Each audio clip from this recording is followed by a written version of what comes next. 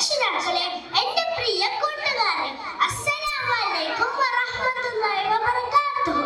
ഞാൻ ഇന്ന് നബി സല്ലല്ലാഹു അലൈഹി വസല്ലമയുടെ മൗലിദിനെ കുറിച്ച് ഞാൻ രണ്ട് വാക്ക് പറഞ്ഞോട്ടെ.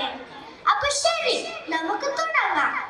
അബ്ദുള്ള എന്നിവരുടെ ഭാര്യ ആമിന ബിബി റളിയല്ലാഹു അൻഹ ഗർഭിണിയായി. അബ്ദുൽ മുത്തലിബും കുടുംബവും വളരെ സന്തോഷിച്ചു. എല്ലാവരും സന്തോഷിച്ചു. ഗർഭിണികൾക്കുണ്ടാവുന്ന യാതൊരു പ്രയാസങ്ങൾ ആമിന ബിബിക്കുണ്ടായിട്ടില്ല. ശിശുവിനെ കുറിച്ച് അവർ നല്ല സ്വപ്നങ്ങൾ കണ്ടു. പിറക്കാനുള്ളത് ആൺകുഞ്ഞാണ്. ആ കുഞ്ഞിനെ അവർ മുഹമ്മദ് എന്ന് പേർ നൽകണം. ആ കുഞ്ഞ് ലോകത്തിലെ ഏറ്റവും ഉന്നതനാണ്. ആമിന ബിബി റളിയല്ലാഹു അൻഹയ്ക്ക് സന്തോഷം അടക്കാനായില്ല.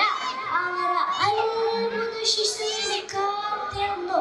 2 മാസമായപ്പോൾ പിതാ അബ്ദുള്ള മദീനയിൽ വെച്ച് വഫാത്തായി.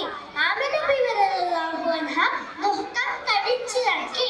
റബീഉൽ അവ്വൽ 12 ആഗതമായി. അന്ന് തിങ്കളാഴ്ച ആയിരുന്നു.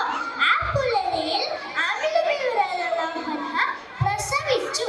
സുന്ദരമായ കുഞ്ഞ് ഭുജാംഗനായത് സുജൂദിലായിട്ടായിരുന്നു. പ്രകാശിത മുഖം ചേലക്കർമ്മം ചെയ്തിരിക്കുന്നു. പൊക്കിൽ കൊടി മുന്നിൽ നിറഞ്ഞിരിക്കുന്നു. കണ്ണിൽ സുരുമേതിരിക്കുന്നു. അത് മാനവ ചരിത്രത്തിലെ മഹത്തായ സുദിനമായിരുന്നു. അന്ന് പല അത്ഭുതങ്ങൾ സംഭവിച്ചു. അതിൽ ഒന്നാമത്തേത് ആരോഗ്യ വസ്തുക്കൾ തലകുത്തി വീണു. രണ്ടാമത്തേത് പേർഷ്യക്കാർ ആരാധിച്ചിരുന്ന നൂറ്റാണ്ടുകളായ അണയാത്ത അഗ്നികുണ്ഡം പൊളിഞ്ഞു. മൂന്നാമത്തേത് ജനന സമയത്ത് ആമിന ബിബി റളിയല്ലാഹു അൻഹയിൽ നിന്ന് പുറപ്പെട്ട പ്രകാശത്തിൽ ബുസ്രയിലെ കൊട്ടാരങ്ങൾ ദൃശ്യമായി. നാലാമത്തേത് അവിശ്വാസികളുടെ ആരാധനാലയങ്ങളാൽ